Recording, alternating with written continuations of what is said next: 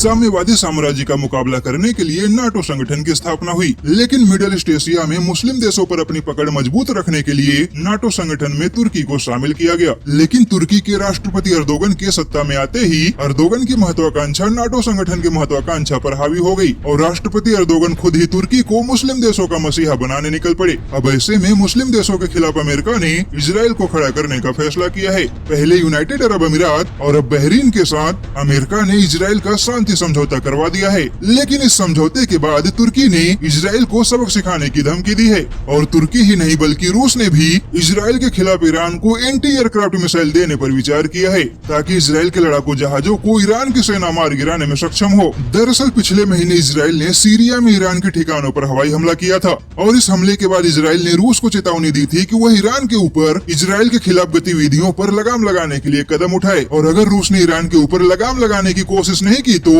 इसका अंजाम ईरान को भुगतना होगा, जिसमें रूस के हथियारों को भी भारी नुकसान होगा। लेकिन रूस ने ईरान पर लगाम लगाना तो दूर की बात, उल्टे ईरान के मिसाइल डिफेंस सिस्टम को एडवांस करने और एंटी एयरक्राफ्ट मिसाइल देने का फैसला किया है। ऐसे में रूस का यह कदम इजराइल के लिए नई मुसीबत बन गया है, क्योंकि जहां पर बात रूस की आती है तो अमेरिका के भी पैर हिल जाते हैं। लेकिन इजराइल का साहस ही है कि उसने रूस के हथियारों को सीधे चुनौती दे दी है और इजराइल तुर्की ईरान के साथ रूस के हथियारों का भी सामना करने के लिए तैयार है। वहीं इजराइल ने अमेरिका को एक रिपोर्ट दी है जिसमें कहा गया है कि रूस अपने हथियारों के दम पर मिडिल ईस्ट एशिया की राजनीति में दबदबा कायम करना चाहता है। ऐसे में इजराइल और अमेरिका को भी एडवांस हथियारों पर काम करना होगा। इजराइल ने कहा है कि ईरान के हाथों में हथियार आना दुनिया के लिए खतरा है। इसके बावजूद रूस और चीन इस खतरे को बढ़ाने की कोशिश कर रहे हैं।